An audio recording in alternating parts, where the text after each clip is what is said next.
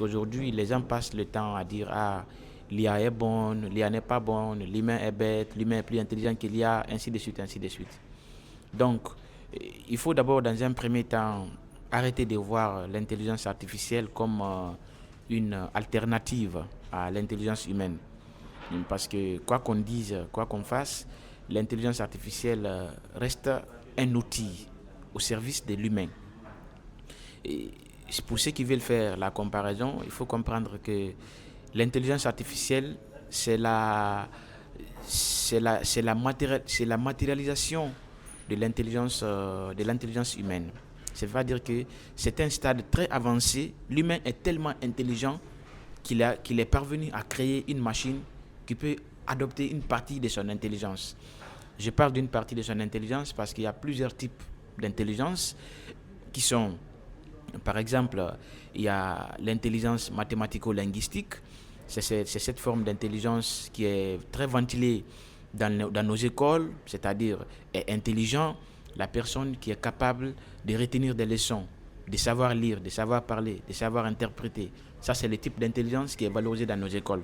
Et les intelligences artificielles génératives ont été entraînées sur la base de cet aspect de l'intelligence, qui est juste une partie de tout ce qui peut être l'immensité de l'intelligence. Parce que si vous parlez par exemple des types d'intelligence artificielle, on peut en citer jusqu'à 7 types d'intelligence artificielle. Intelligence émotionnelle, il y a beaucoup, par exemple, qu'est-ce qui permet à une personne de ressentir les émotions.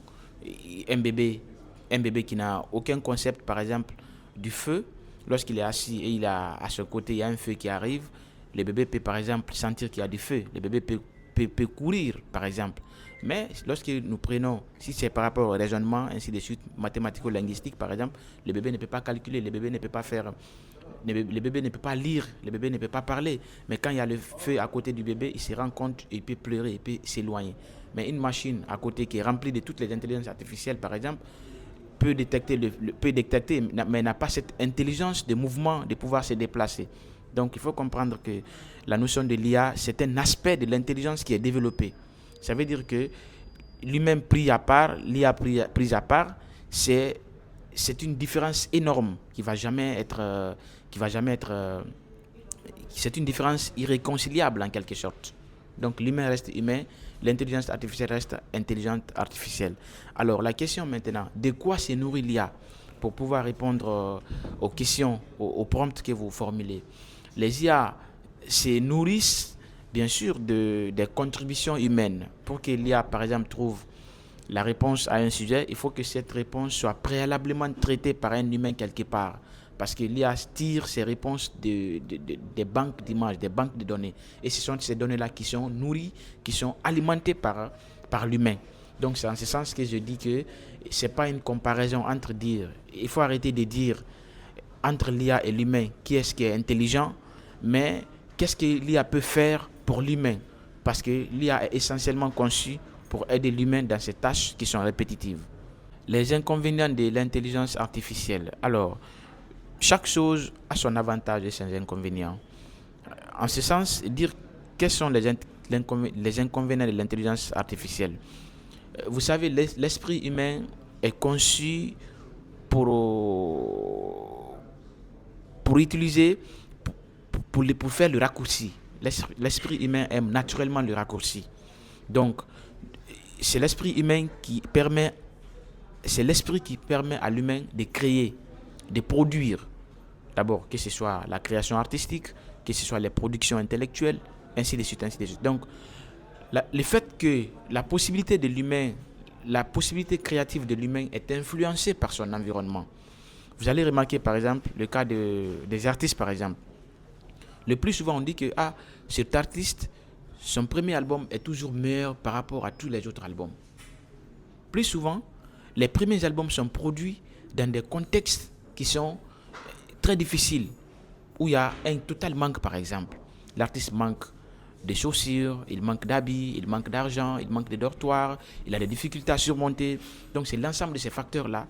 L'esprit cherche maintenant à s'adapter en fonction de ce milieu pour créer malgré tous ces concepts. Donc plus il y a peu de matière maintenant à développer dans ce sens-là. Donc l'esprit part sur le vide pour construire quelque chose. Donc l'esprit ne se contente pas L'esprit est amené à créer.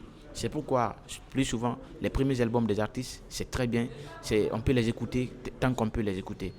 Par contre, une fois que le premier album est sorti, l'artiste n'a plus de temps. Il a des nouveaux amis, il n'a plus le temps d'écriture, il n'a plus de temps de travail. Et là, il va être dans un environnement beaucoup plus facile, où ce qui manquait hier est présent aujourd'hui. Donc l'esprit va commencer à se reposer. Il n'y a plus de grands défis à surmonter. Exactement, c'est le même cas avec l'intelligence artificielle. Si avant, il n'y avait pas d'intelligence artificielle, il fallait fournir beaucoup d'efforts pour écrire, pour raisonner, pour alimenter, pour faire des calculs. Ça permettait à l'esprit de faire l'immense production. Ça permettait à l'esprit de travailler. Mais aujourd'hui, il y a un moyen de raccourci. L'esprit n'a plus besoin de faire des calculs, l'IA va le faire.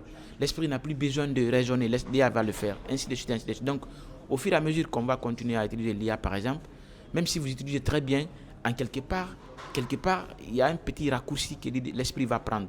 Et quand l'esprit est habitué au raccourci, il va être privé de sa possibilité créative, en quelque sorte. Donc, c'est ça un peu les inconvénients de l'IA. Ça veut dire quoi? Au lieu de continuer, au lieu de tout transmettre à l'IA, il faut prendre l'habitude de produire naturellement et de se faire améliorer par l'IA.